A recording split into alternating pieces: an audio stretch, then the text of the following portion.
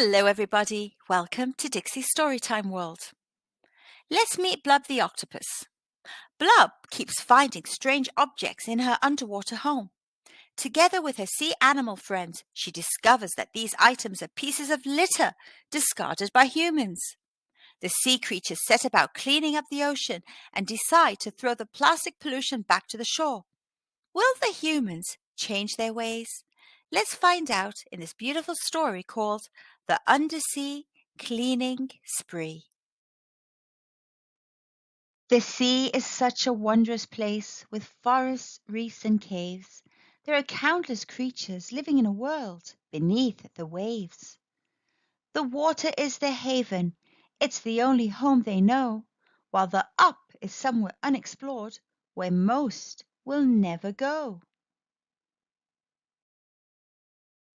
One night when Blub the octopus was sleeping in her bed, she was woken by a stranger who had landed on her head. "Hello," said Blub. "You must be new. I've not seen you around." But the fish refused to answer her. It didn't make a sound. As days went by, more strangers came who also didn't talk. They were drifting down, but didn't seem to scuttle, swim, or walk. It wasn't long before they started getting in the way, causing harm to all the creatures as they tried to swim and play.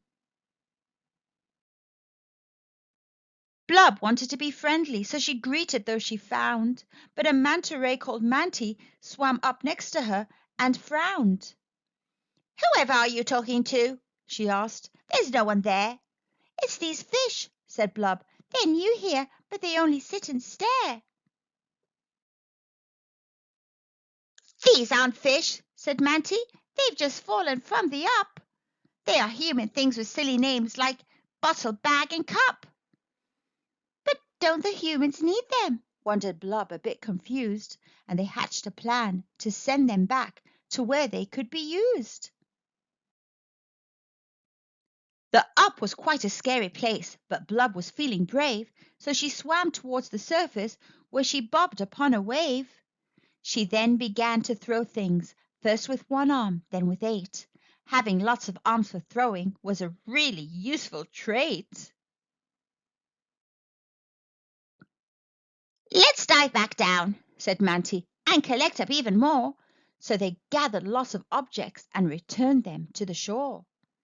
It wasn't long till other creatures started cleaning too, from across the seas and oceans, from the Arctic to Peru. The creatures threw some items, then some others, then some more, and created many massive piles of rubbish on the shore. The humans moaned and grumbled as the clutter clogged their space. "We should throw it back to sea," said one. "This mess is a disgrace." A little boy saw Blub and all the creatures in the bay.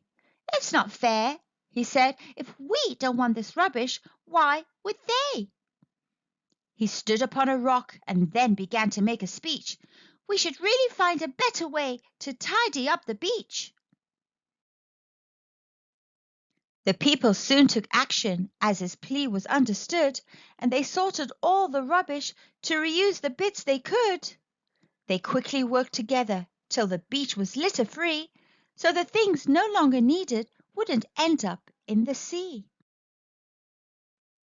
When all the waste had gone, the humans gathered by the shore, and they promised that the things they used would harm the sea no more. They tried to use less plastic and instead did all they could to use eco-friendly objects made from glass, bamboo, and wood. The creatures smiled and cheered because the ocean was now clean. It was safer and much nicer when the home was so pristine. The water is their haven, it's the only home they know. And the up's now full of people who protect what's down below. I hope you enjoyed this story and learned some lessons from it. Always remember to recycle and let's protect our planet. If you'd like to stay up to date on all my stories, ask a grown-up to click on the big red subscribe button at the bottom of this video. I'll see you soon in another adventure. Always remember to be good and kind. Bye for now.